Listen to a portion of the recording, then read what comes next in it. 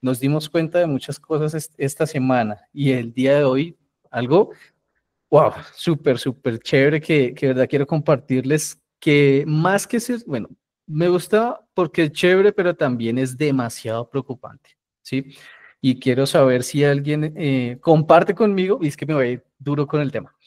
Y quiero saber si alguien comparte la idea de que estamos en el apocalipsis del sector solidario. ¿Tú qué opinas, Sandra?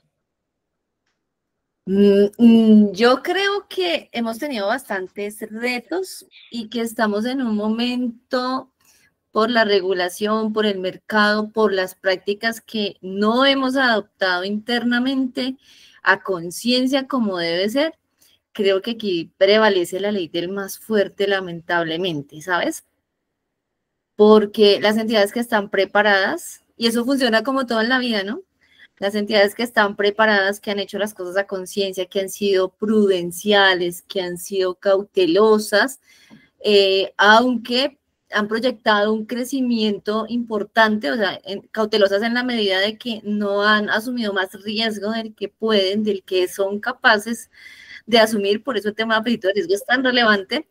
Ellas están saliendo a flote, pero aquellas que tenían debilidades, que en su momento no tomaron las medidas suficientes, necesarias, creo que ahí hay un efecto, como tú lo llamas, apocalíptico, Cris, porque aquí prevalece la ley del que esté preparado. Para estar preparado, primero hay que tener conciencia, hay que tener la casa lista, hay que tener las herramientas, hay no solamente que aparentar, sino sobre todo ser muy prudencial.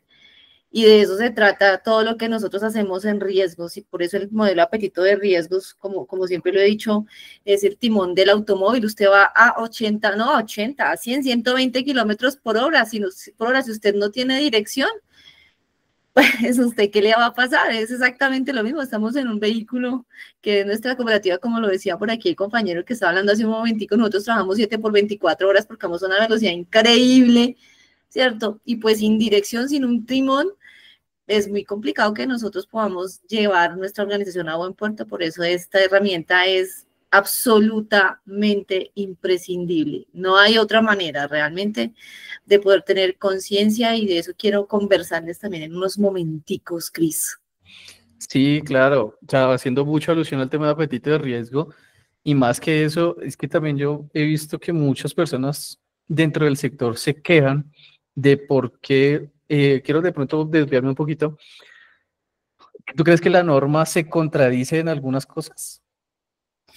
Y Yo recuerde, discúlpenme, que cualquiera puede abrirle el micrófono y puede levantar la manito, porque este tema, pues, de verdad, mm, es súper importante para todos, en evolución del tema de riesgos y del tema en general, ¿sí? Aquí cae contador, cae crédito, absolutamente todos, ¿listo? Entonces, todos. todos son súper bienvenidos en el espacio.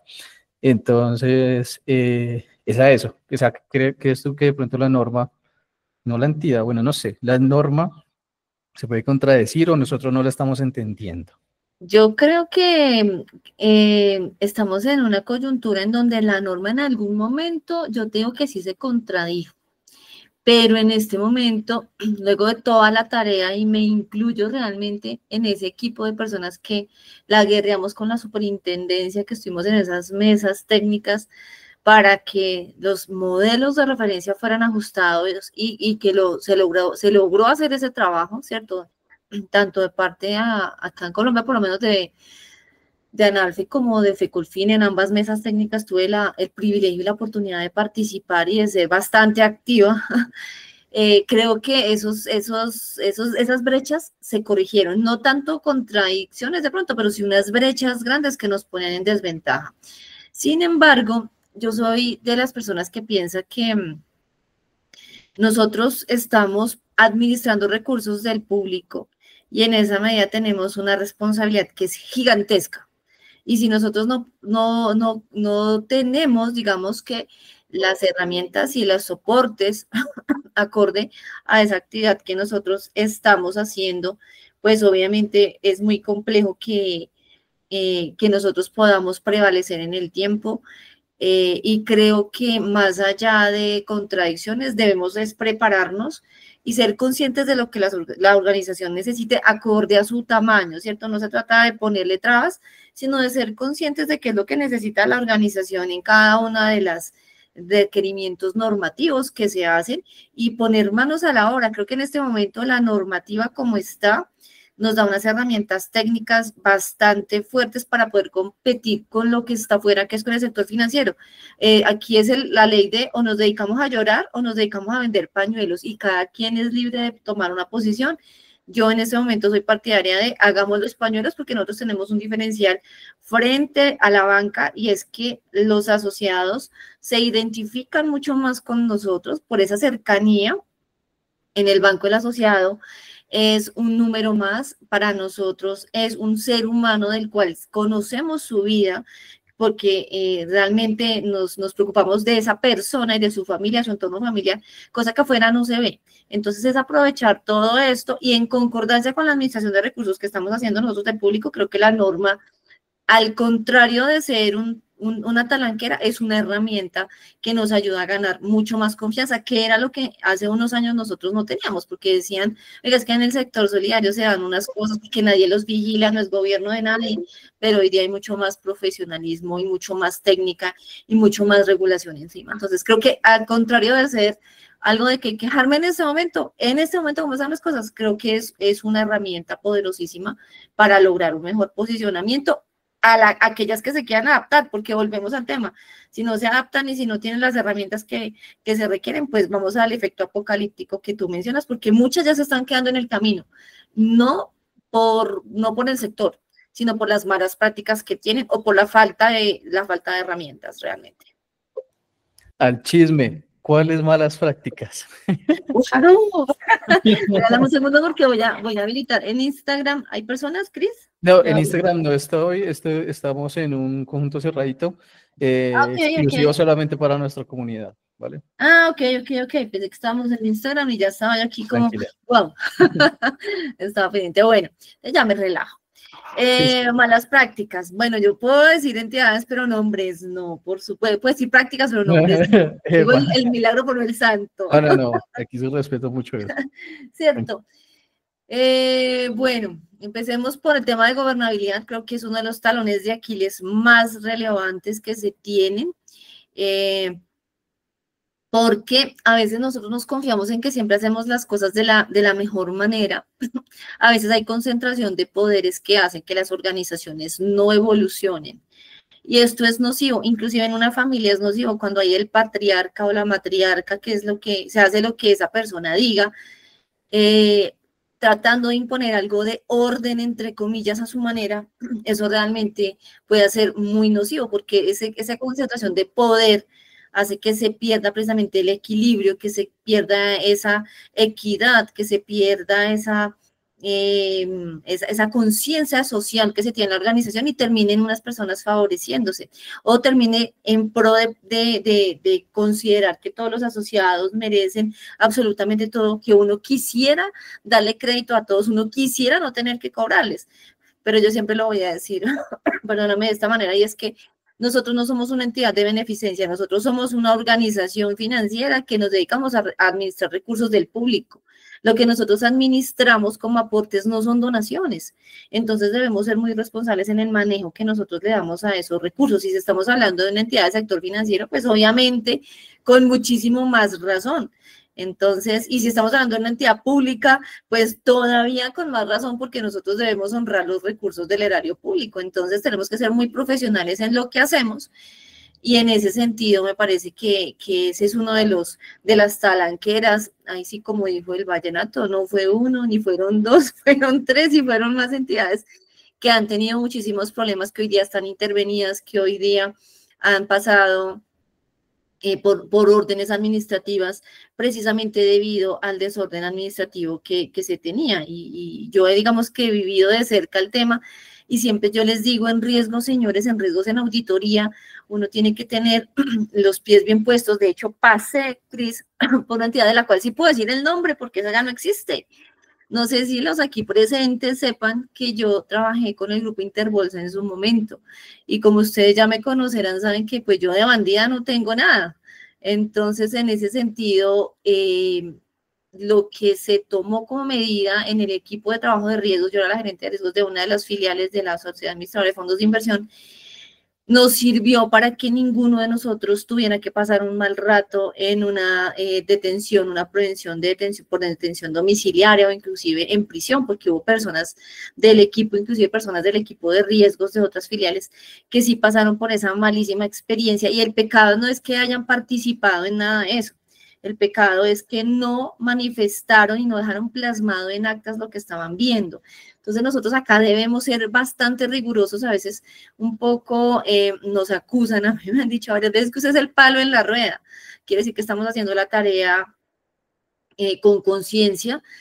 Siempre que obviamente se haga así con conciencia, no se trata de hacer las cosas y decir que no por capricho, sino realmente estamos buscando nosotros cómo proteger a la organización. Y si vemos que estamos a puertas de un abismo, pues lo mínimo que yo tengo que hacer es avisarle a esa organización. Y es ahí donde precisamente cobra vida el cuarto movimiento estratégico, Cris, que es el tema de hoy. Y es precisamente que todo lo que nosotros escribimos se haga y se ejecute. De nada nos sirve tener unos manuales lindos, que aquí entre nos inclusive me he encontrado manuales de unas empresas con el nombre de otras, manuales de fondos de empleados que dice la cooperativa, manuales de cooperativas que dice la asociación, manuales de cooperativas que dice el banco. Sí, o sea, me he encontrado cantidad de cosas porque no se trata de copiar y traer el manual de otro, porque es que es un vestido que yo tengo que hacer a la medida, es algo que tengo que hacer para mí, y para poderle dar vida precisamente tengo que ser muy consciente de cada palabra que esté en esos manuales y en esos documentos, me represente como entidad y yo tenga la capacidad precisamente de ejecutar todo lo que está allí dicho. Si yo no tengo la capacidad sino ejecutar la mitad, pues quite lo que no ejecuta y deje la mitad, que usted va avanzando gradualmente en lo que sí puede hacer. Pero tenemos que ser muy consecuentes en darle vida a todo lo que está escrito, porque eso también hace parte de la gobernabilidad, y la falta de gobernabilidad es un cáncer. Concentración de poder, falta de segregación de funciones, querer parecer pero no ser. Ay, pues vamos a decir que esto, pero vamos a acomodar el acta, vamos a acomodar el manual que dice una cosa, pero no vamos a hacer otra, no vamos a hacer otra medida interna, ¿cierto? Comercial, porque es que la justificación necesitamos crecer, necesitamos mostrar un mejor indicador. Entonces uno como que observa que algunas entidades meten, como digo yo, la basurita debajo del tapete, pero eso termina siendo un hueco que se va a notar muchísimo más adelante, y esto se lleva por delante de las organizaciones, Cris. ¿Por qué crees que pase eso? O sea, ¿será por cumplir la norma? Aunque pues si fuera por cumplir la norma sería más Lo ordenado. harían. Yo Por creo que... egos, perdóname, por ego, por dinero, no sé. ¿Qué motivos crees tú? ¿O Yo cultura? creo que hay muchos motivos. El que más me preocupa, realmente es buscar cubrir y proteger intereses privados y personales o de un grupo de personas dentro de la organización solidaria. Cuando de organizaciones solidarias se trata, ¿no? En una entidad financiera esto es un poco menos probable, teniendo en cuenta que pues los beneficios son para los accionistas, pero en una entidad financiera como Interbolsa, donde yo estuve trabajando, sucede que nosotros teníamos todo escrito, teníamos un andamiaje excelente para poder, digamos que, hacer toda la traza, la gestión de riesgos. Había otras comisionistas de bolsa que iban a visitarnos, recomendadas por la superintendencia financiera en su momento, porque nosotros teníamos unas muy buenas prácticas. Entonces teníamos unas buenas herramientas, unos buenos manuales, una tecnología que se había construido a la medida de la administración de un fondo de inversión colectiva, que es muy particular, y lo hemos hecho a la medida de tal manera que fuera muy transparente su manejo, pero nadie contaba con que las operaciones, la operación que puso en la mira la entidad, aquella que la llevó por delante, aquella por la cual se dio el descalabro en la sociedad administradora de fondos de inversión, pues sencillamente no pasó por todo este andamiaje. Una llamada telefónica de la persona que lideraba la organización a la persona que tenía la chequera y salieron 75.000 millones de pesos sin los controles que estaban escritos, sin pasar por el sistema que era el protocolo debido, ¿cierto? Sino se vende como ese afán de una operación que es muy importante ejecutar y que ya está decidida y que toca hacerla bajo cualquier situación. No esperan a los controles y esto hace que pues lamentablemente la sociedad hoy no exista, ¿no? Entonces vemos cómo la falta precisamente de tener la ejecución, que es el cuarto movimiento estratégico, así usted tenga documentado, así usted tenga un Ferrari en tecnología, así usted tenga lo que tenga, mientras no haya la ética empresarial, mientras no haya el compromiso, mientras no se ejecute lo que está escrito, pues de nada sirve la gestión de riesgos, porque ahí pues se salta absolutamente todos los rigores, digamos, que se tienen escritos, y por ello es tan importante crear esa conciencia, esa cultura organizacional, y la cultura organizacional se gesta y se siembra y se fortalece desde precisamente los estamentos máximos de las organizaciones, las juntas directivas y los consejos de administración. Allí es donde debe haber mayor conciencia. Y va para la pregunta que nos hace Carlos Esteban, que dice, ¿qué controles se podrían haber tenido para prever esta situación que nos cuenta, Sandra? O sea, ¿por qué sucedió? Y que también quiero agregar como que ¿qué más te salvó? ¿Qué fue lo que más te salvó de esa experiencia? Fíjate que yo voy a contar un poco la experiencia desde riesgos y desde la organización, ¿cierto? Desde riesgos, nosotros que vivimos en una sociedad administradora de fondos de inversión, lo que le da la rentabilidad a los fondos es tener la plata colocada. Y tener la plata colocada siempre es una riña entre la liquidez que debe estar disponible y la plata que debe estar invertida, porque por supuesto entre más inversión, más rentabilidad, pero si yo me meto en una inversión a mediano o largo plazo, pues no tengo la disponibilidad de la liquidez que necesito para atender las situaciones del día a día, que es un poco también lo que le pasa a los establecimientos de crédito y también a nosotros, las cooperativas y los fondos de empleados. Si colocamos cartera, mucha cartera, a veces es, ¿me escuchan? Sí, te escucho. A veces es complejo que nosotros podamos llegar a materializar o ejecutar esa cartera, a recaudar la liquidez que necesitamos para atender las obligaciones que tienen las organizaciones en el corto plazo. Nosotros habíamos visualizado cómo la liquidez había venido creciendo y eso ha quedado en las actas de los últimos 6 meses en los comités de inversiones. Nosotros hacíamos un precomité internamente. De mi parte, yo conocía todas las operaciones que se iban a presentar en el comité de inversiones, mi grupo y mi equipo de trabajo también, mi coordinadora también. Yo era la secretaria del comité. A mí me mandan muy convenientemente a la ciudad de Barranquilla a hacer una debida diligencia junto con la gerente de la cartera colectiva, que éramos dos controles estábamos en Barranquilla, mientras aquí se estaba haciendo el comité de riesgos. En mi ausencia estaba mi coordinadora, que era la suplente de la secretaría. Ella asiste al comité. Cuando asiste al comité, se evalúan las operaciones que estaban en el orden del día, luego ellos se retiran a un recinto cerrado, sacan a todas las personas involucradas en los controles, al área de cartera, al área de estructuración de negocios, al área de riesgos, que eran pues como los que dábamos el check, ¿cierto? Una vez la operación entraba en un flujo digital, digamos, a través del cual se registraba la operación, se visualizaba que el checklist de los requisitos estuviera completo. Si estaba completo, se hacía el análisis. Esa operación, valga decir, nunca entró en análisis recientemente, hacía unos 6, 7 meses se había visualizado por un monto de 10.000 millones, no le daba sino para prestarle 3.000 millones, y sin embargo se opera misteriosamente de la nada una operación por 75.000 millones de pesos. Entonces nosotros hemos venido haciéndole seguimiento a la misteriosa liquidez tan grande que tenía el Fondo de Inversión Colectiva, y lo hemos dejado plasmado en las actas. Cuando yo estoy en Barranquilla, se toma ese comité, como les decía, digamos que se termina el comité convencional, se encierran en un recinto, todos los miembros del comité sacan a los controles que daban el visto bueno para hacer un desembolso, y toman la decisión de que se hace un desembolso a una entidad cuyo nombre tampoco voy a decir, por 75.000 millones de pesos. Luego salen, le dicen a mi coordinadora, que es la secretaria del comité, que debe incorporar esa operación. Entonces, como así sorpresas, esa operación nosotros nunca la visualizamos, no nos pidieron controles, etcétera, etcétera, y prácticamente se incluyan en el acta y no pregunte, ¿cierto? Esa fue como más o menos la instrucción.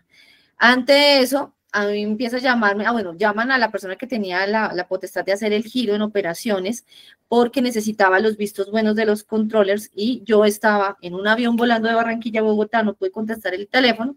Cuando aterrizó había muchísimas llamadas, que eso fue también tema de que visualizó la fiscalía y revisó y pudo comprobar. Con el tiquete aéreo, por supuesto, adicionalmente todo lo que se estaba haciendo en ese momento. Y cuando yo ya aterrizo en Bogotá, la operación ya estaba desembolsada.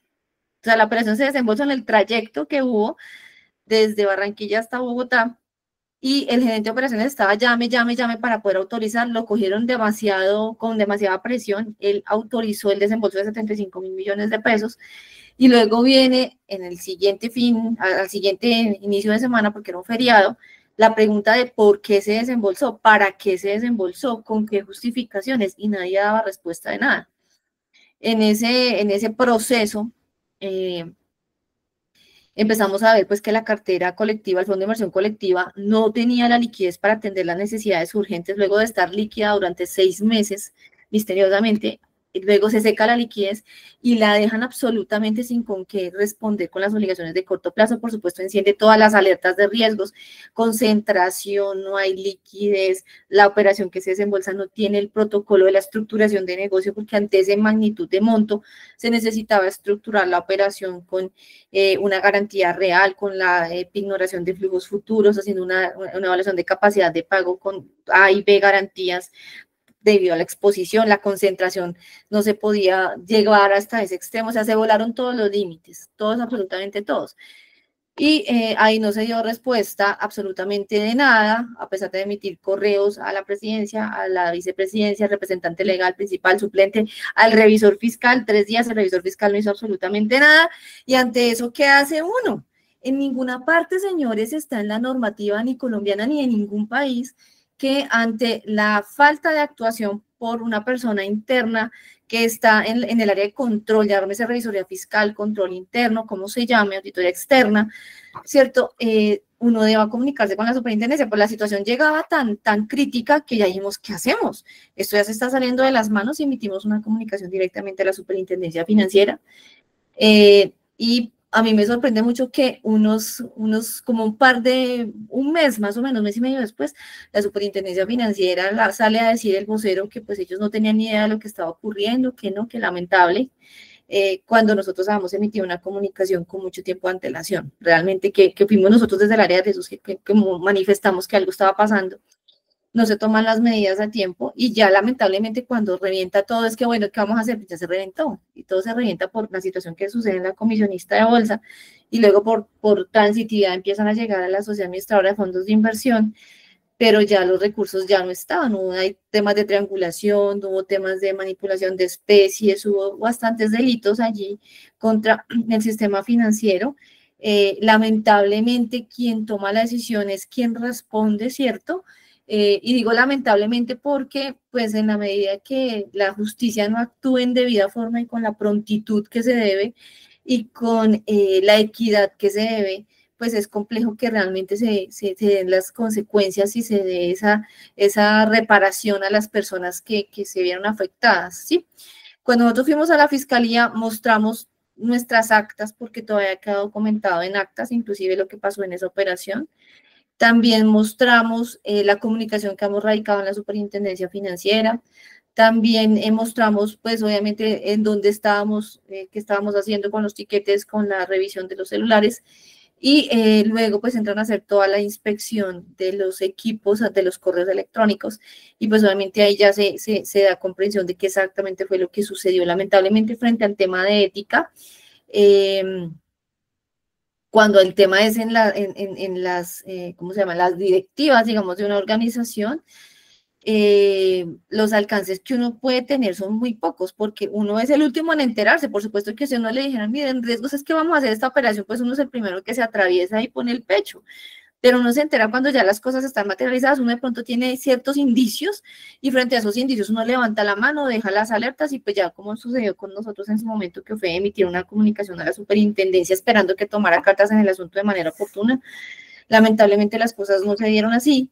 Y sin embargo, pues desde la Sociedad Administradora de Fondos de Inversión se logró devolver el 96% del capital porque esos 75.000 millones equivalían más o menos a los intereses que debían tener esas carteras, o sea, que no se devolvió a las personas los intereses, pero el capital casi se pudo devolver al 100%. No así sucede en la comisionista sí hubo unas pérdidas gigantescas precisamente por toda la manipulación que se dio.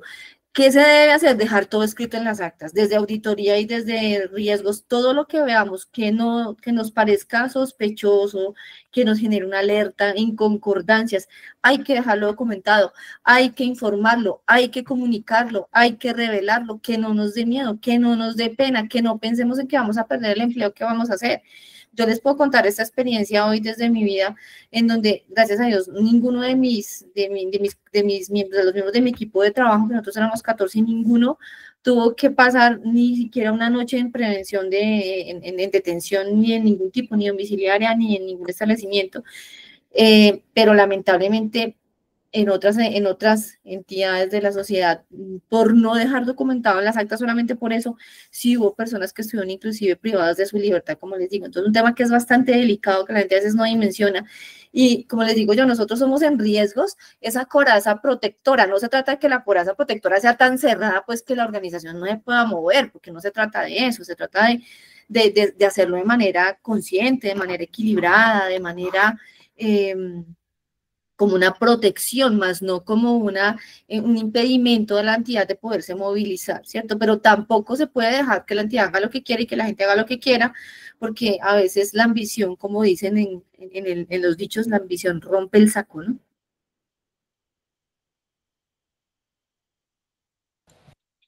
Sí, tienes toda la razón. Wow, una historia súper, súper fuerte. Sin embargo, y tengo que serte muy honesto y te voy a hacer dos preguntas mientras también nuestra comunidad tiene la oportunidad y el chance o de abrir sus micrófonos o de escribir. Yo tengo que serte muy honesto contigo en dos cosas. Número uno, en mi universidad, donde yo estudié, le echaron la culpa a riesgos de lo que pasó en Interbolsa. Así, literal, lo dijeron. Fue culpa de riesgos lo que pasó. En ese momento estaba estudiando el tema de riesgo de mercado.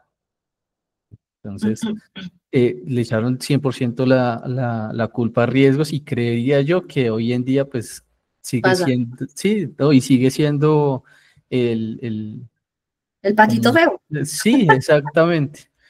Y por otra parte, tú nos decías el tema de que tú escribas las actas, el tema de las auditorías, el tema de tener todo este tema documentado. Yo te pongo digamos que en un dilema. No, en un dilema no, una pregunta. Yo tengo o sea, de mí depende un niño, o depende de mi familia, pues. Lo que tú decías en ese momento es muy delicado. Si yo pongo tal cosa en auditoría, o que descubrí de auditoría, pero desde arriba me dijeron, ¿sabe qué? No lo ponga. O si no, lo echo. Pero si yo lo pongo, sé que no está bien. ¿Cómo hago? Obviamente yo personalmente, porque he aprendido, lo pondría en acta. Pero una persona que no sabe, ¿cómo hace ese equilibrio? ¿Cómo dice, a ver, por un lado están mis hijos y mi familia, y por el otro lado está mi jefe que si yo pierdo mi empleo, pues no voy a poder mantener a mi familia? ¿Cómo hacer ese equilibrio? Vuelvo y repito porque este es un espacio demasiado humano y puede que haya alguien con ese dilema, Esa dualidad. ya sea algo propio o que le pueda pasar o que le haya pasado, ¿sí? Bueno, ¿Qué harías? ¿O qué aconsejas? ¿Qué control? ¿Cómo juega estos movimientos? yo les voy a decir una cosa y eso es una filosofía de vida. Es una filosofía de vida. Y es que primero nosotros tenemos que pensar que nosotros estamos administrando recursos del público. Y mientras nosotros tengamos esa conciencia de que nosotros administramos recursos del público, tomar las decisiones es más fácil cuando nosotros entramos a un establecimiento de crédito, una entidad vigilada superfinanciera, a una cooperativa, a un fondo de empleados, a cualquier tipo de entidad que maneje recursos de terceros. Uno debe entrar con la firme convicción y con la certeza de que va a actuar de manera ética. Y la ética no se negocia. La ética, siempre lo voy a decir, es como una mujer embarazada. Usted no puede decir, y siempre yo creo que hay personas que ya me han escuchado este ejemplo porque eso hace parte de mi filosofía de vida. Usted no puede decir, es que en la mañana estoy embarazado, pero es que me fui a almorzar, entonces en el almuerzo ya no me embarazo, ya no estoy embarazada, pero a las 4 de la tarde voy a estar embarazada y por la noche sí que estoy embarazada, pero por la mañana otra vez el embarazo se me olvida. Entonces, no, usted está embarazado, usted no está embarazado, usted es ético, usted no es ético, usted no voy a ser ético con esto porque es que el perfil de los usuarios y lo de la asignación de perfiles tiene que ser absolutamente riguroso y tengo que escribir todo lo que está en las políticas y tengo que mostrar mi manual a la Junta o al Consejo y me lo tienen que aprobar y aquí está la bitácora de cambios y al momento de ejecutarlo, mire, es que usted tiene que cambiar esta acta y uno mueve la cabecita como perrito perrito de taxi, que esos que se mueven, ¿cierto? Solamente sintiendo todo el tiempo, pues no estamos haciendo nada. Entonces, parte de la función de nosotros en riesgos en auditoría, yo creo que en cualquier cargo que se genere en una entidad que maneja recursos de terceros, es la ética. Y voy a ser muy enfática en las personas que mayoritariamente están aquí, que son fondos de empleados, cooperativas y eventualmente establecimientos de crédito, bancos o entidades del sector financiero. Y en ese sentido, cuando usted interioriza que la ética es lo fundamental, cuando usted entra a una organización y ve que no hay ética, usted debe poner en la balanza esa ética, ¿cierto?, para la toma de decisiones. Y yo siempre digo que uno trabajando en riesgos, auditoría, tesorería, en el área financiera, planeación, en una junta uno debe tener una patica dentro de la organización, una patica afuera. Sandra, ¿cómo así? Si usted ve que pasa una acción que va en contra de los principios, usted alerta y deja documentado. Si eso se vuelve un tema reiterativo, usted tiene que tomar una decisión, usted tiene que dejar absolutamente documentado, tiene que elevar esos hallazgos, porque ya obviamente si es un tema cultura organizacional, ni siquiera el Consejo y la Junta se van a salvar. Usted tiene que elevarlo por encima a las instancias de control, a la tercera y cuarta línea de defensa, auditoría, revisoría fiscal y al ente de supervisión y control si es necesario. Y en ese sentido, pues usted ya luego de haberlo revelado, usted debe tomar una decisión. Si se asume quedarse contra viento y marea, que fue un poco lo que hizo el equipo de trabajo en el que yo estaba en Interbolsa y yo, hasta que a las personas las fueron desvinculando, porque también se corría el riesgo de que al que se iba le armaban la cosa para decir que el culpable fue el que se fue a hacer las cosas, le armaban toda la película para decir que el culpable es el que se fue, ¿verdad? Entonces uno tiene que tomar esa decisión de quedarse adentro sin negociar su ética, contra viento y marea lo que pase, o hacer el ejercicio, seguir haciendo el ejercicio desde afuera, pero siempre elevando estas situaciones, ya sea a la tercera o cuarta, o la tercera y cuarta línea de defensa de las organizaciones, que a veces no tenemos esa conciencia. ¿Quién es la tercera línea? El área de auditoría, control interno, y el área o más bien que el área de la revisoría fiscal cuando hay una auditoría externa. Y la cuarta línea, pues los entes de supervisión y control que también están, por lo menos para comunicar esas situaciones. Nosotros, digamos que en nuestra responsabilidad personal la salvaguardamos debido a que tomamos las decisiones. Todo estaba escrito en las actas en los momentos que era.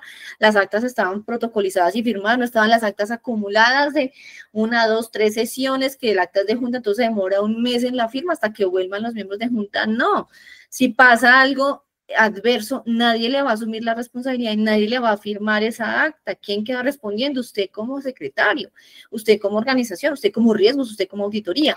Y precisamente eso es un poco lo que mencionabas hace un momento, y es que en los medios de comunicación, lamentablemente, siempre el que queda en la cuerda floja son los mandos medios, auditoría y la auditoría y riesgos son los que quedan como en la cuerda floja porque son los más visibles. Entonces a nosotros no nos debe dar temor, ¿cierto? Si estamos en ese cargo, lo asumimos con toda la valentía y con lo que hacemos nosotros, y es precisamente dar ese testimonio a través de las acciones que nosotros generamos.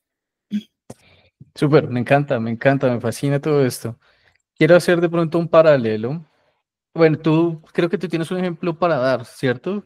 No sé si vas a compartir. Regálame un segundito, por favor, porque lo iba yo a mirar por aquí. Es increíble cómo estas situaciones que pues muchas personas no se viven en carne propia pueden ser de mucho alimento para lo que podemos de pronto vivir o sea, de hoy en adelante en nuestras entidades, y que de pronto muchas personas han vivido y por diferentes situaciones lo han tenido que callar, y creo que tengo que ser muy claro con esto, porque eso puede hasta enfermar a la persona. Vuelvo y digo, yo soy muy del colaborador antes de que de la entidad. Y sí puede enfermar al colaborador, y ahí es donde viene todo el problema de, bueno, ¿qué hago? Y entonces, ¿qué hago? ¿Cómo lo controlo? ¿Cómo empiezo? ¿Cómo arranco? Creo yo que una de las cosas que hay que tener en cuenta sí es este tema de ética, y tratar de que no nos duela tanto la cabeza poniendo en práctica todas estas capacitaciones. Freddy, buenas noches, ¿cómo estás? ¿Cómo vas? ¿Cómo andas? Si quieres puedes abrir micrófono, o si quieres pueden hacer todas sus preguntas también en el chat. Este espacio, vuelvo y repito, y creo que lo repetiré hasta el fin de mis días, es de ustedes, y este espacio es para que ustedes puedan ser seres humanos antes de colaboradores, gerentes o lo que sea. Este espacio para que ustedes puedan opinar y decir lo que quieran. Marcelino, tienes la manita levantada. Claro que sí, me encanta. Gracias. No, es que lo que decía Sandra me hace recordar los efectos que lo de Interbolsa generó con algunas cooperativas, y obviamente ahí hay un escenario de malas prácticas. Pero un poco mirando todo este tema frente a lo que mencionabas del apocalipsis, que no sé dónde lo has escuchado, porque es que me hace pensar, Sandra, con lo que exponía, que indiscutiblemente, claro, preguntando cómo es el tema del apocalipsis, si esto está relacionado con esa situación que se vivió con Interbolsa y lo que estaba planteando Sandra. Era la pregunta. Gracias. Bueno, con gusto. Súper. Mire que más allá de lo que puede ser esa situación coyuntural, aquí la reflexión es que las cooperativas que están preparadas, no las más grandes, sino las que están como los niños, bien formaditos, sanos y fuertes. Yo siempre voy a poner el ejemplo de que yo puedo darle al niño harina colada, pan, chocolate, dulces, y el muchachito va a estar de pronto barrigón y de pronto obeso, pero sano no está. Entonces, una entidad grande no es sinónimo de estar saludable. Hay entidades grandes que son muy saludables y hay pequeñas que también son muy saludables. Y en ese sentido, estas entidades que tienen unas buenas prácticas, que son saludables, estas entidades que se han preocupado por tener unas buenas bases sólidas sobre las cuales construir ese crecimiento y construir esas soluciones a sus asociados, están muchísimo más preparadas para una situación de tipo Interbolsa. No hubieran invertido ahí, ¿cierto? O no se hubieran concentrado ahí, por ejemplo. Estarían más preparadas para asumir un tema de, por ejemplo, un Extraval, con lo que sucedió con Extraval, más preparadas para afrontar este cambio regulatorio que recientemente se dio, por el cual los modelos de pérdida esperada fueron implementados y fueron obviamente a afectar nuestros estados de resultados, nuestros estados financieros en general. Y en la medida en que una entidad sea consciente y esté bien preparada, más allá de la mera documentación y de hacer caso a todo lo que diga la superintendencia, que lo haga conciencia, está mucho más lista para afrontar la situación que venga. Y ahí es donde viene el efecto apocalíptico. El mensaje es, de fondo siempre vamos a tener una situación que puede llegar a afectar nuestras operaciones. No tenemos la pista pavimentada como una pista de patinaje, pues, para que siempre nuestra organización esté operando sobre las rosas, ¿cierto? Sino que vamos a enfrentarnos a baches. ¿Nosotros estamos preparados, sí o no? ¿Cómo nos preparamos? Con metodologías como esta que nosotros vamos a desarrollar en ese taller, que es tan importante. Repito, es como meternos en la mitad del océano, nosotros naufragar en la mitad del océano y no tener un barco salvavidas. Las probabilidades de poder sobrevivir son muy pocas. Entonces, si nosotros sabemos que puede llegar a suceder, que hay imprevistos, ¿por qué de manera preventiva nosotros no nos preocupamos por prepararnos? Porque esperamos a que pasen las cosas para ser reactivos, y siendo reactivos no lo vamos a lograr. Y en el mejor de los casos, entre comillas, vamos a tener una intervención, unas medidas en donde la superintendencia nos va a estar respirando en la nuca, y eso es lo de menos. El trasfondo está en que nosotros nos debemos a los asociados. ¿Qué mensaje le estamos dando de confianza? ¿Cuál es ese apoyo en su calidad de vida que le vamos a dar al asociado si a duras penas y sobrevivimos nosotros? Entonces creo que el efecto apocalíptico va un poco más allá, Y el otro tema que ya ustedes me han escuchado, si han estado en los lives anteriores, es que nosotros tenemos que empezar a pensar realmente como sector solidario. Creo que hay mucho más solidaridad entre los bancos, entre ellos, sobre todo cuando son de grupo, que la solidaridad que manifestamos nosotros siendo del mismo sector con una filosofía que aparentemente es de empatía, de solidaridad, de comunión, de crecimiento conjunto, de apoyo, ¿cierto? Entre nosotros eso no se ve muchísimo en las organizaciones. De cara a la sociedad sí queremos hacer mil cosas, de cara a las otras organizaciones somos bastante distantes. Entonces ahí podemos también tener esa red de apoyo que nos va a permitir ser mucho más fuertes cuando suceda alguna situación adversa, pero más allá de todo eso es, si yo no tengo un buen diagnóstico, si yo no tengo un buen vehículo, si yo no tengo una buena práctica, si yo no tengo un buen modelo de apetito de riesgo, no hay manera de tomar buenas decisiones, no hay manera de llevar a feliz puerto, a un puerto seguro nuestra organización. Eso es así de sencillo y así de claro. Tal cual, súper, súper, me encanta, ¿no? Y el efecto, me encanta mucho ese tema que tú dices de que el sector solidario no es como tan solidario entre ellos, ¿sí? Eso también hace parte de pronto la expresión que yo digo y yendo al tema de Interbolsa, yo creo que en un 2011 finales, nadie creía que un Interbolsa iba a poder llegar a un efecto apocalíptico. Si alguien hubiera llegado con esa expresión, creo yo, no sé, que se hubieran podido tomar controles totalmente diferentes. Si lo tomamos como que venga, pucha, de verdad se va a acabar. Podríamos tener en vez de cumplir y sostener, evolucionar, creería yo. Y fíjate que tú tocas un tema muy importante y es que precisamente el exceso de incertidumbre es falta de control de riesgo, porque es que el control de riesgo se hace sobre precisamente ese control de la incertidumbre y siempre está el riesgo de gobierno corporativo. Y ahí es donde es importante que las áreas de riesgo, los líderes de riesgo se empoderen, ¿cierto? De que puedan cuestionar, de que se sientan en la libertad de hacerlo, que se sientan en la libertad de revelar y de dejar de manifiesto aquellas inconcordancias y malas prácticas que se están haciendo en la organización. Para eso estamos allí. A nosotros no nos pagan un salario con todo cariño, una consultoría, lo que sea, para darle razón a todo lo que estamos viendo. No, nosotros tenemos que ser muy críticos. Nosotros somos ese control precisamente que tiene la organización y piensen que nuestro deber realmente es con los asociados y en riesgos y en auditoría siempre vamos a tener un pie dentro de la organización y un pie afuera, porque nosotros no podemos comulgar con unas malas prácticas y seguir calladitos porque nos están pagando un salario. Y yo se los digo muy, muy descarnadamente porque yo ya viví esa experiencia un poco y es, usted realmente hace su tarea y la hace desde la libertad que le da poder manifestar y poder revelar y la obligación que tiene en su rol de revelar lo que está sucediendo, ¿cierto? De dejarlo ni exagerando ni más ni menos, la realidad como es, o usted se calla y eventualmente asume esa responsabilidad, sobre todo también para los oficiales de cumplimiento, y asume ese riesgo de no decir nada y lo asume en prisión. Entonces usted decide cuál es una mejor posición para hacerlo, ¿cierto? Entonces hay que también pensar en el riesgo que nosotros corremos como seres humanos con nuestras familias. Bien, yo les digo una cosa, a mí me amenazaron. Antes de pasar a esa etapa, discúlpame, que yo sí quiero que también lo puedas compartir. Susi, vamos con dos manitos levantadas, que es Susi Zavala y Sandra María Bustamante. Empieza Susi y después Sandra, ¿vale? Listo.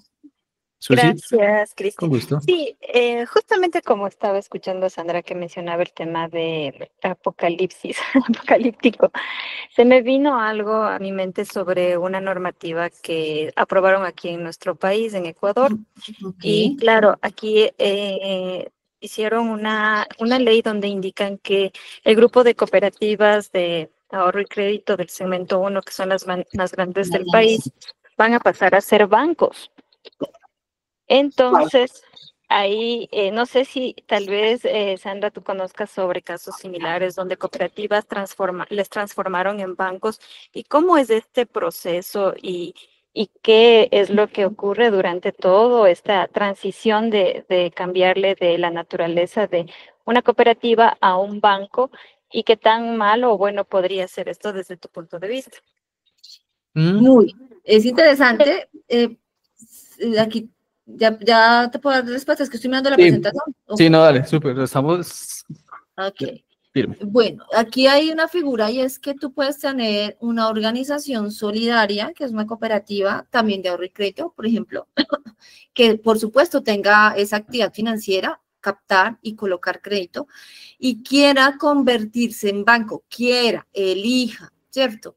No porque por norma le corresponda transformarse, porque aquí inclusive en Colombia la cooperativa más grande de ahorro y crédito que está en Colombia, yo les puedo decir que es más grande que por lo menos el 10 o el 15% de los bancos más pequeños en Colombia, para que ustedes se vayan dando una idea. Es una cooperativa que es muy fuerte, es muy grande y que hace muchísimo tiempo está preparada para asumir una vigilancia superfinanciera, para transformarse, para lograr ese cambio de supervisión y de prácticas que por supuesto están detrás.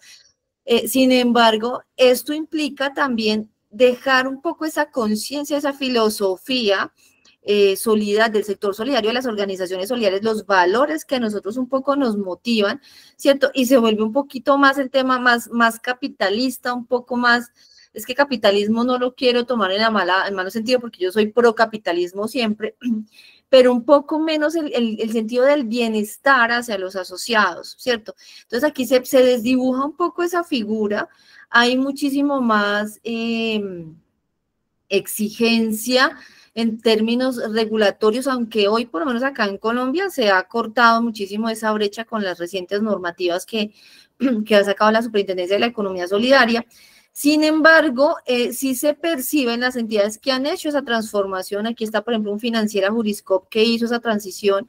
Ella primero fue una cooperativa multiactiva, que luego se transforma en una cooperativa financiera, vigilada superfinanciera, y luego se transforma en una compañía de financiamiento comercial y está en el proceso de migrar a banco. Ha hecho, digamos, que toda esa transición, pero en la mitad lo que sí se ha percibido de parte de los asociados, por lo menos, es que sí se ha dejado, digamos, esa cercanía un poco con los asociados, se abre al público, obviamente, y eso la pone en una perspectiva de competencia muchísimo más rigurosa, con otras alternativas también, y es que puede hacer muchas operaciones, ¿cierto? Que de pronto las cooperativas o las organizaciones solidarias están limitadas para hacer.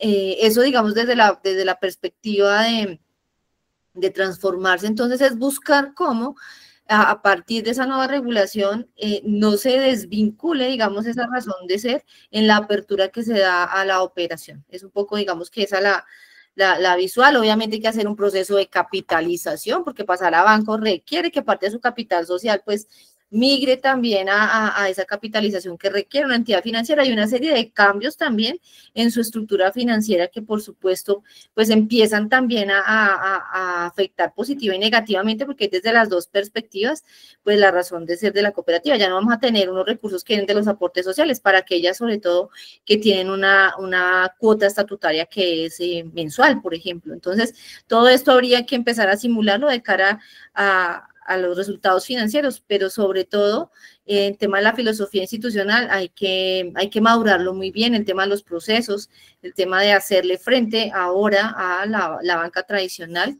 y cómo esos valores no se desdibujan tanto en el tiempo. Es un poco, digamos, la recomendación, pero aquí en Colombia o en algún país en Latinoamérica que se haya dado por obligatoriedad, no, aquí se da por voluntad y por esa recomendación y porque la entidad elige que está en un sector mejor que en el otro.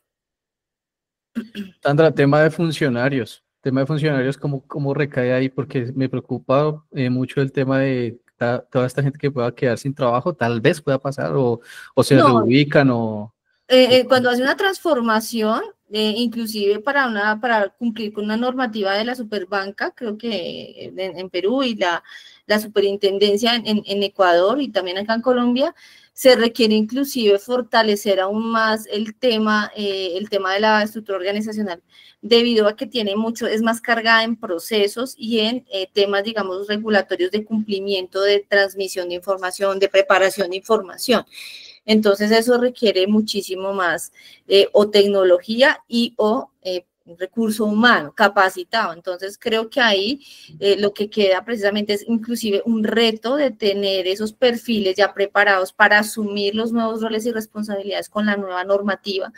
Y la sugerencia siempre va a ser, hay que entender que yo voy a pasar de tener, digamos, que un apartamento que yo adecuo con ciertas características a mi gusto, a tener una casa gigantesca que tiene muchísimas más limitantes. Entonces, tengo que entender que para poder ocupar esa casa tengo unas reglas diferentes, tengo unos costos diferentes, tengo unos retos diferentes, unas exigencias diferentes.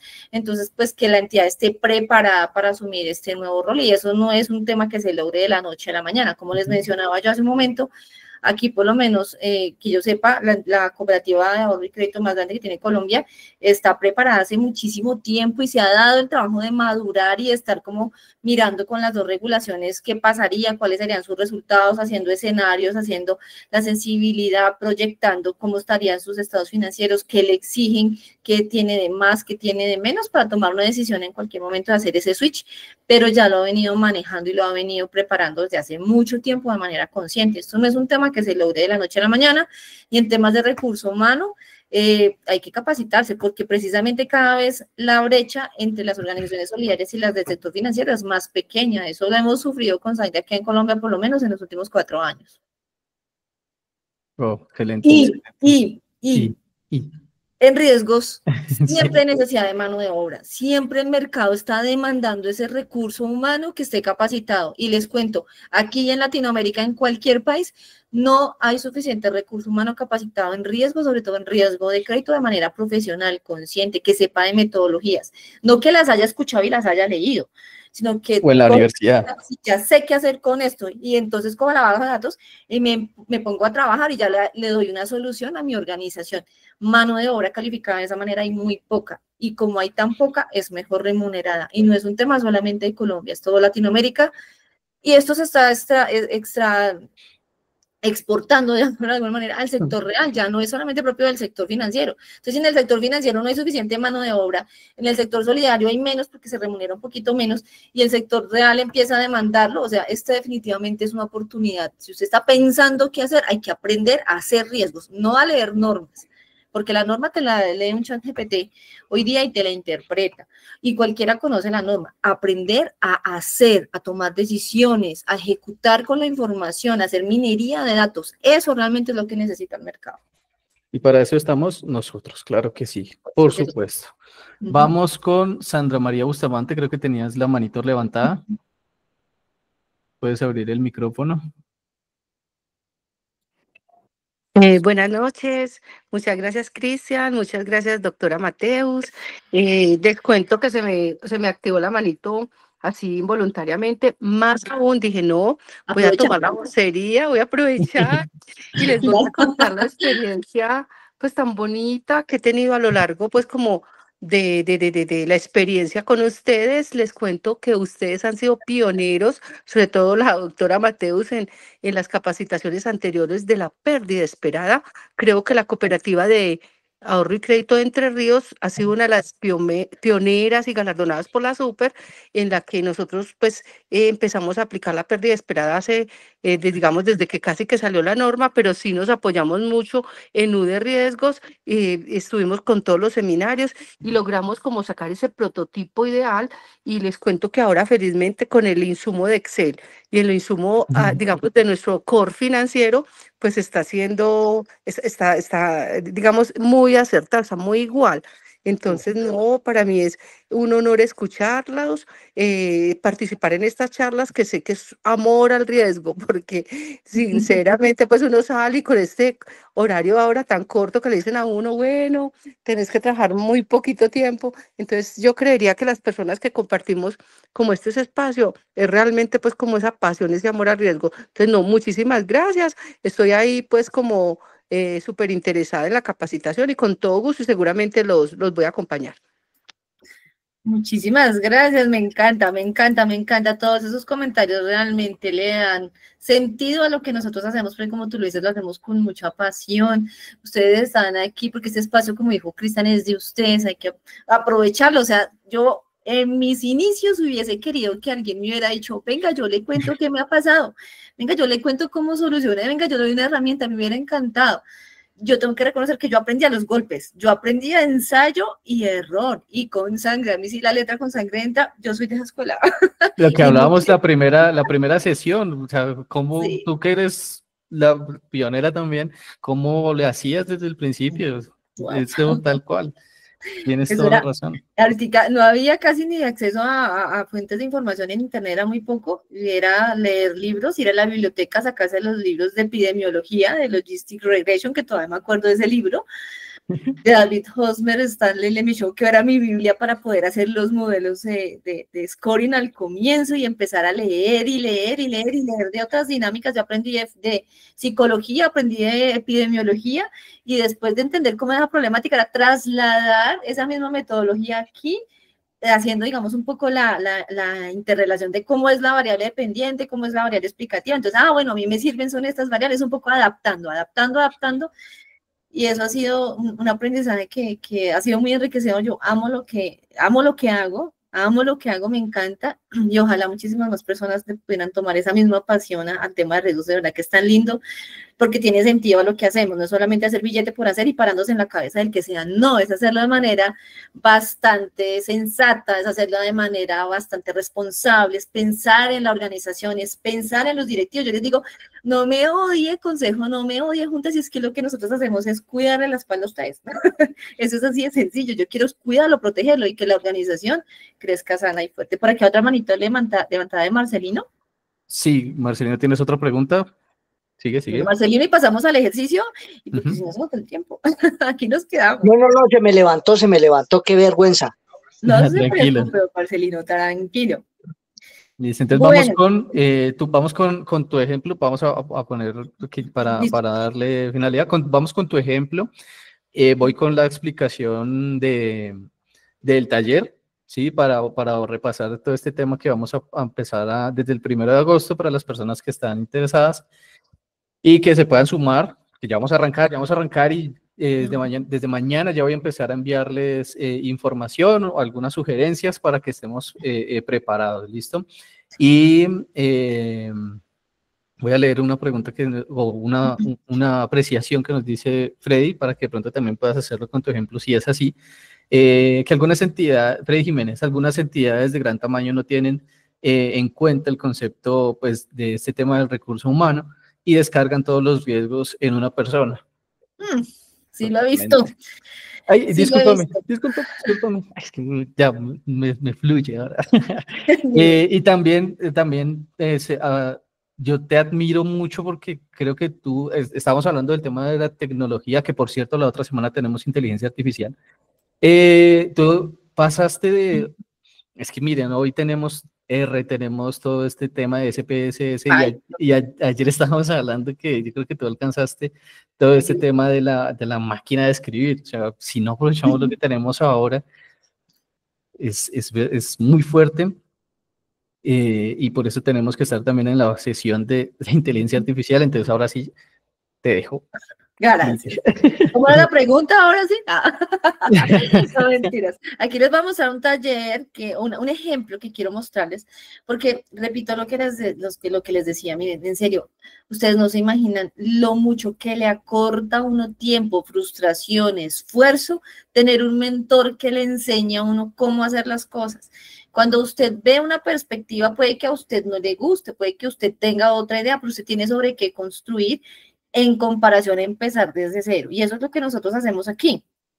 Yo no digo que esta es la única solución, pero es la más práctica, es la más fácil, es la más intuitiva y es muy útil, Y ya usted puede adaptarla a su organización, pero parte de algo cierto, de algo hecho, no se pone a testear, a ver si, como dice yo, ensayo y error, eso es muy costoso y sobre todo le genera costo a su organización, no solamente el que usted asume en términos de aprender y adaptar y mirar si tener la incertidumbre si funciona o no funciona, o si eso es lo que se está queriendo buscar o no, sino que adicionalmente está dejando pues obviamente todo ese riesgo de metodológico, digamos, a la organización, ¿verdad? Entonces es importante que usted tenga, así sea una metodología de referencia, porque usted ya tiene tener otro punto de vista, va a ser muy útil, y si no lo tiene, o si lo tiene y sabe que tiene observaciones o tiene oportunidades de mejora, este es el momento para que usted tenga una herramienta contundente para poder administrar su riesgo. Yo digo, sin apetito de riesgo es casi que imposible que usted mire el resto. ¿Usted cómo pone un límite si usted no lo ha testeado en sus estados financieros? ¿Cómo lo pone? ¿Con qué criterio?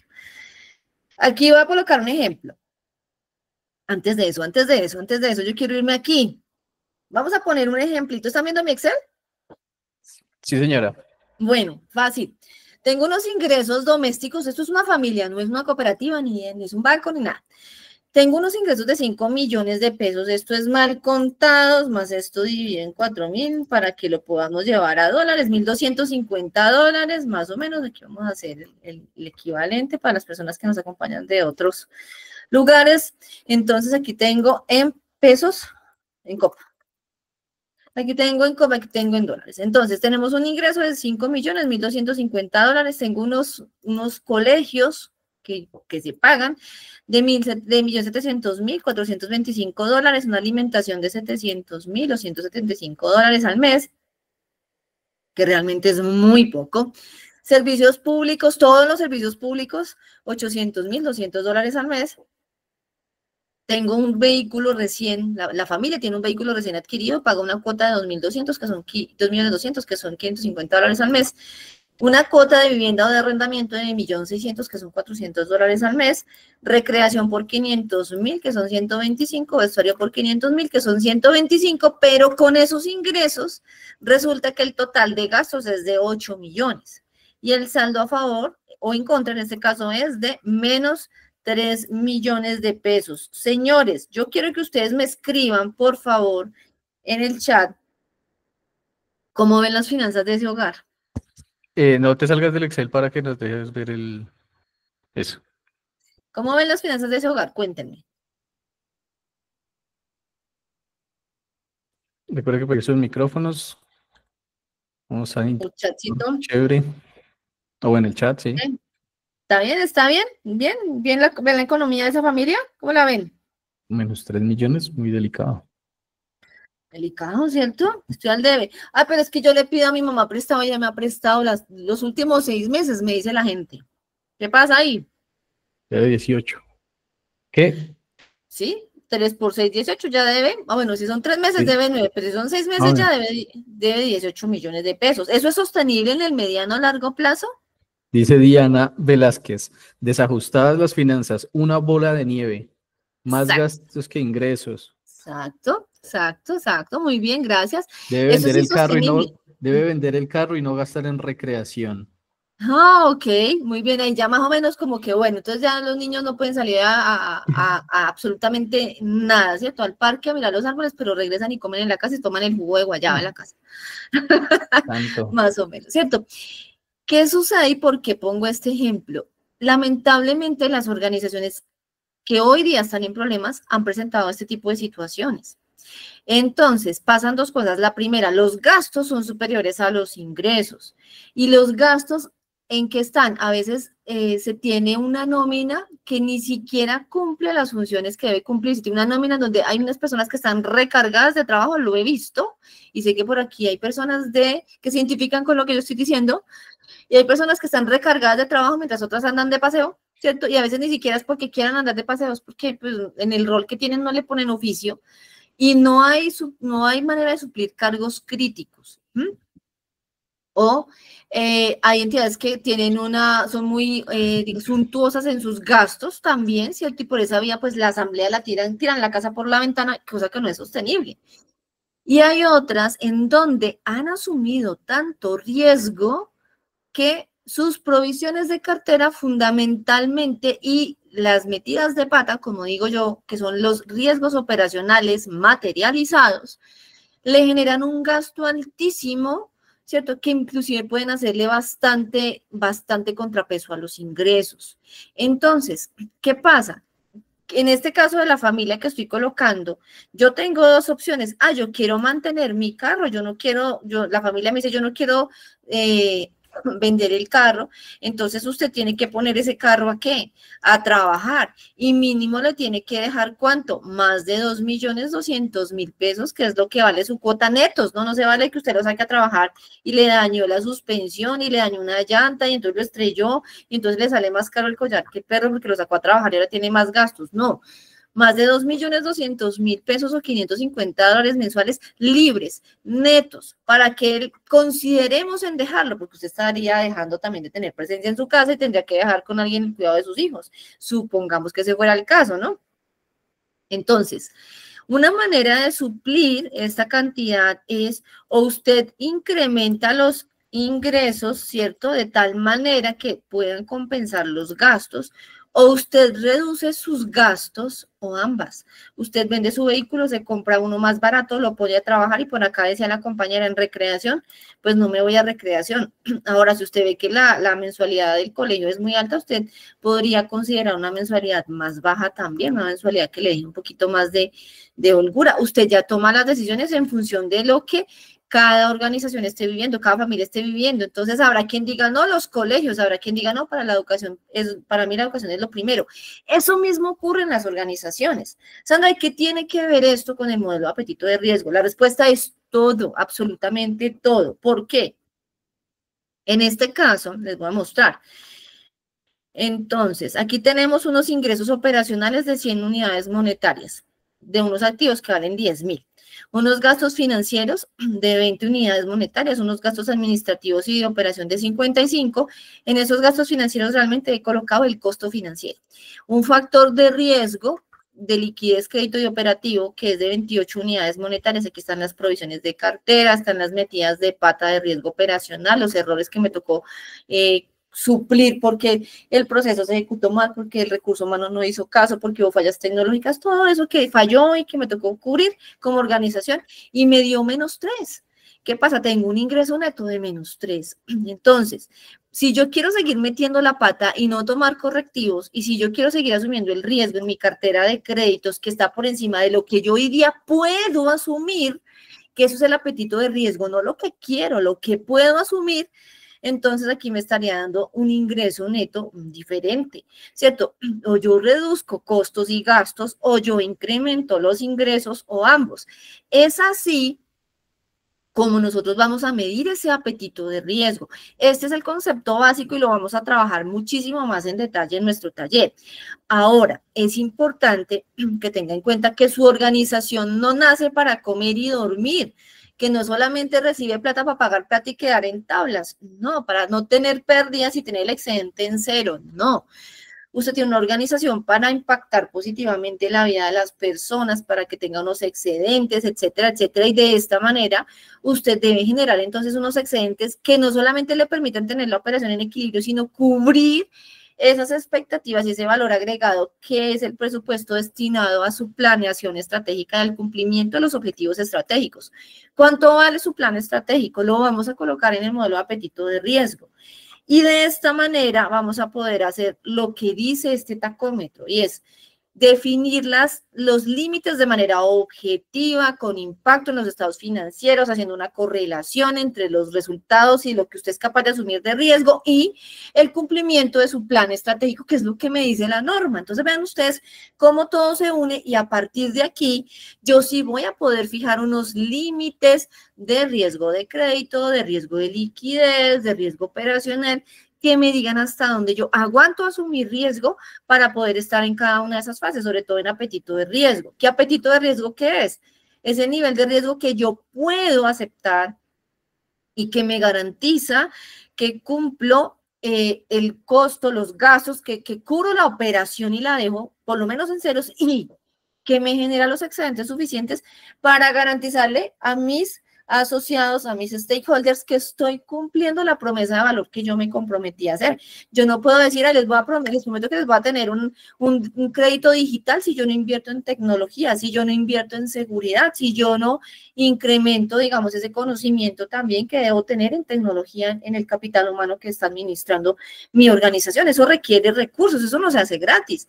Entonces, el apetito de riesgo es esa fase. Y asimismo vamos a definir qué es tolerancia a partir de una definición objetiva objetiva, no de subjetividad, no de yo pienso, yo creo, el vecino lo hace así, mire, yo vi una organización que hacía esto, no, sino haciéndolo desde de mi propia información, de mi propia organización, de para dónde va mi organización, para dónde va mi operación.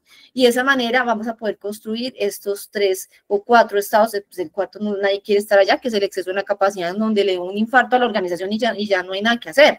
Entonces también es como generamos alertas para evitar llegar allá de manera que objetiva, no yo pienso, yo creo, yo considero y pongámosle colores a eso, no, de manera responsable.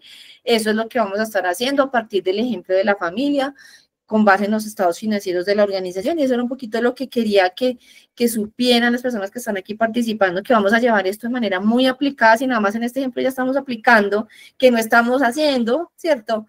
Entonces ese es el taller espectacular que vamos a estar trabajando para que ustedes de la manito de nosotros vayan haciendo el paso a paso con un caso de estudio, de manera que cuando usted ya incorpore, usted ya pueda darle lectura al paso a paso, usted pueda tener la capacidad de que en su organización coge sus datos, usted los aplica y usted va a tener ya una metodología lista. ¿Cómo la ves, Cristian? ¿Qué tal? De locos, me encanta. Ya quiero que llegue el primero, bueno, sí, el primero para la introducción. 1 de agosto, ya arrancamos. Nos dice Freddy Jiménez, ¿de qué manera se incluye el apetito de riesgo en los manuales de riesgo? ¿Alguna política? Claro, el apetito de riesgo está por todas partes.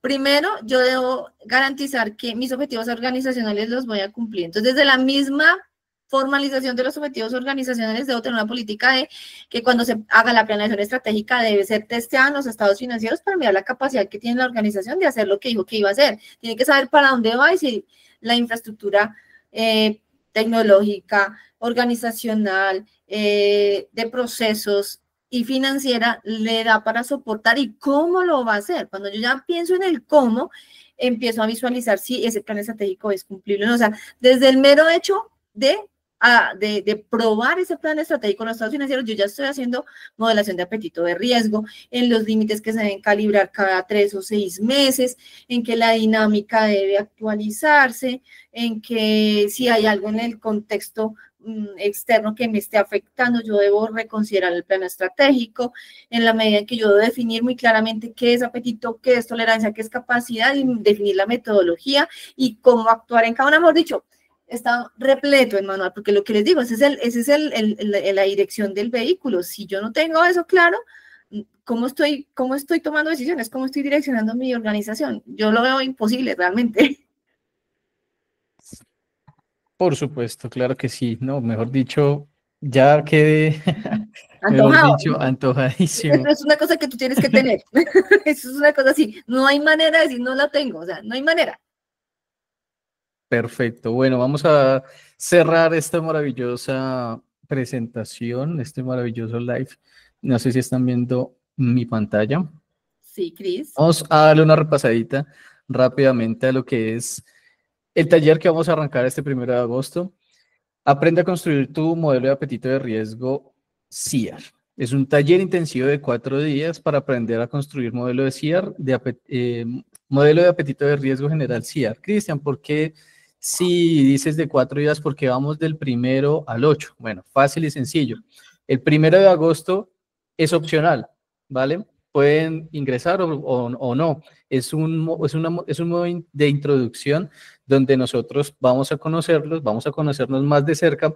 Queremos escuchar también muchas más preguntas que puedan tener de cómo solucionar ciertas situaciones y saber con quién estamos hablando, con quién contamos y con quién, o sea, en modo de introducción poder conocernos. Luego, eso pasa un viernes. Luego a lunes, martes, miércoles, que es 4, 5 y 6. El 7 es festivo, si no estoy mal. Y el 8 ya cerramos con el taller, ¿vale? Este brochure se los voy a enviar entre hoy y mañana. Igual pues ya está en el grupo, ¿vale? Igual los que no estén, igual yo lo voy a volver a enviar. Quiero ir rápidamente para dejarlos descansar a cada uno de los días, y tú de pronto una abrebocas así chiquitico de lo que se va a vivir. Día 1, o sea, el día 0 es el 1 de agosto, donde vamos a estar en la introducción, pero ya el 4 de agosto Día 1, activa tu visión de riesgos construyendo los cimientos de un CIAR sólido. ¿Qué nos puedes comentar? ¿Qué vamos a hacer en ese día, Sandra? Bueno, aquí también quiero hacer una cuñita. Nosotros estamos produciendo material todas las semanas. Hay videos que van en línea con lo que vamos a hacer también en cada una de las sesiones. Entonces, este es el paso a paso. A veces uno dice, bueno, tengo que montar un CIAR y como por dónde agarro, a quién le pregunto. Entonces, consejo, ¿usted qué cree que es apetito de riesgo? Entonces el consejo pues, dice, no, yo creo que tener un indicador del 6%. ¿Por qué? No, porque a mí me gustaría llegar a ese nivel, yo creo que es bueno, punto, ya se acabó. Entonces el consejo dijo que era el 8 porque creyeron que eso era lo bueno y listo, el apetito de riesgo, no. Entonces, ¿qué necesito? ¿Por qué necesito hacer cada cosa? ¿Cuál es la secuencia lógica de pasos, de etapas? ¿Para qué sirve? Pero sobre todo vamos a hacer mucho énfasis en dos cosas. Primero, en la parte de gobernabilidad y en la parte de toma de decisiones. Porque el apetito de riesgo, como les digo, es el modelo que es el cerebro de todos los sistemas individuales de gestión de riesgo. Uy, Sandra, ¿cómo así?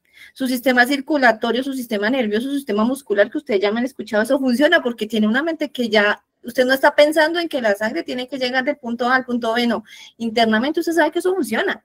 Y es exactamente eso, el CIAR, y dentro del CIAR, el modelo de apetito de riesgo es el que direcciona, el que interrelaciona, el que dice, si yo tengo tanto de liquidez, pero tengo un riesgo de crédito de esta naturaleza, que se me va a desajustar, a por allá el flujo de caja. ¿Y qué va a tener que hacer? Se suben los costos de fondeo, entonces sube la liquidez, sube la demanda de liquidez, entonces voy a tener más gastos. ¿Y qué pasa? Entonces no voy a estar en apetito. Entonces toda esa simulación, todo ese resultado que yo quiero anticipar, lo vamos nosotros a poder construir a partir de esta metodología. Es absolutamente poderosísima y vamos a poder entender el por qué es importante contar con ese terreno arreglado, con esas bases para poder construir. Usted cuando ve, un ejemplo que me ponían hace poquito y es cierto, una construcción, usted ve que está encerrado y eso pasa 1, 2, 3 años y eso como que no se mueve, uno dice, no, estos se quebraron y nunca construyeron el edificio. Y luego de 3 años, en 4 meses levantaron 50, 60 pisos y uno dice, ¿qué pasó? Ahora sí se pusieron a trabajar. No, lo que pasa es que en los cimientos está absolutamente la esencia de tener una buena construcción y eso es exactamente lo que vamos a hacer. Excelente. Día número 1. ¿Me escuchan ahí? Sí. Día número 1, excelente. Súper bien, me encanta. Día número 2, define tus límites de manera inteligente, apetito de riesgo y su expresión en la gestión financiera. Nosotros estamos acostumbrados a veces a mirar los riesgos de manera aislada, pero a donde, les decía en la primera sesión y en la segunda, podemos visualizar que realmente tenemos la capacidad o no de absorber ese riesgo en los estados financieros. Entonces es muy importante lograr consolidar toda esa información. Por aquí nos dice de manera consolidada para todos, si eres prudente desglosarlo por cada riesgo. Entonces, yo necesito tener la mente, ¿cierto? Tener el modelo que me permite agrupar todo. Porque cuando yo me dedico solamente a gestionarlos de manera aislada, resulta que se materializaron unas pérdidas grandísimas por riesgo operacional, que para riesgo operacional no era tan grave. Pero adicionalmente eso impactó la liquidez, entonces la falta de liquidez se disparó, entonces yo asumí unos costos adicionales de fondeo y encima de todo la cartera se deterioró, no tengo recaudo y encima me toca hacer más provisiones. Cuando las penas llegan juntas, porque ya son cobardes, les cuento.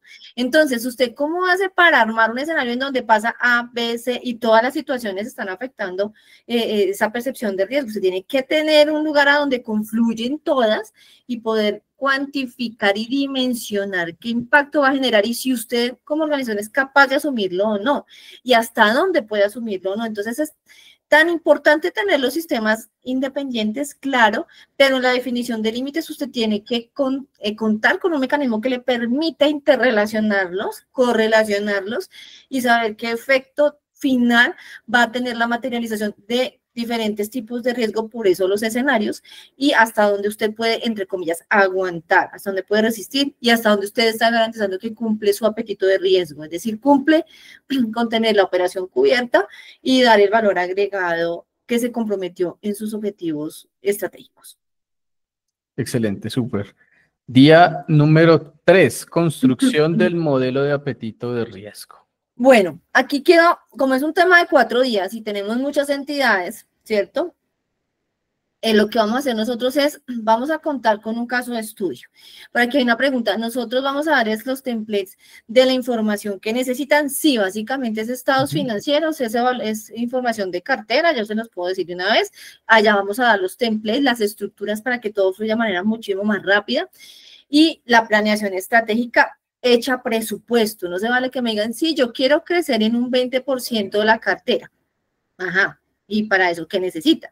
Usted necesita invertir, usted necesita capital humano, ¿usted qué necesita? Entonces, en ese sentido vamos a empezar a detallar absolutamente todo lo que usted necesita para que, de la misma manera como usted vio en el caso de estudio que usted lo va a realizar, usted pueda llegar a su organización y pueda hacer el paralelo de la implementación. Obviamente, si usted lo hace en paralelo con el caso de estudio que estamos desarrollando, va a tener muchísimas preguntas que usted va a poder desarrollar con nosotros en las sesiones, que ese es un valor agregado grandísimo. En ninguna otra parte usted va a poder hacerlo. ¿Por qué? Porque esto no es un taller grabado que yo les pongo una grabación y ya no. Voy a estar aquí con ustedes me van a poder preguntar, Sandra, yo tengo esto, Sandra, me falta esto, Sandra, me sirve esto, Sandra, me dio este resultado, ¿qué hago? Y aquí me van a tener para resolver todas las preguntas que ustedes necesiten. Día número 3. O sea, no se pueden perder ese día. Ni un día, es que ni media hora. El tercer día no, es, ¿cómo les digo yo? O sea, no hay permiso. Es que ninguno de los El días. día número 3, de verdad es bomba. El día número 3, no, o sea, si, Paula, si tú estás preguntando qué información necesitan de la organización, este día te va a resolver todo. Este día te lo va a resolver. No puedes faltar. ¿Listo? No puede faltar nadie. Ningún día, de hecho, pero menos ¿Listo? Día número 4. Bueno, y después de tener el modelo, ¿ahora qué hago? ¿Cierto? Entonces, ¿cómo defino indicadores? Ahora sí, ¿cómo defino los indicadores de riesgo de crédito? ¿Cómo defino los indicadores de riesgo operativo? ¿Cómo defino los indicadores de riesgo de liquidez? Pues ya como yo puedo tomar la sensibilidad de si yo pongo este indicador en riesgo de liquidez, ¿qué pasa?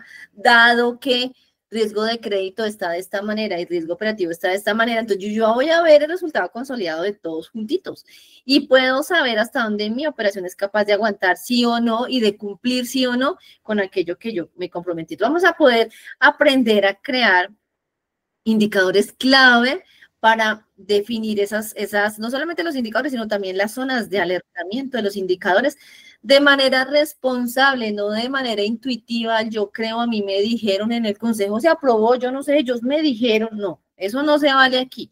Y que usted pueda hacerle seguimiento a su operación y sepa también cómo calibrar y cómo darle mantenimiento al modelo en adelante. El apetito de riesgo no es una cosa que usted haga una vez y se acabó.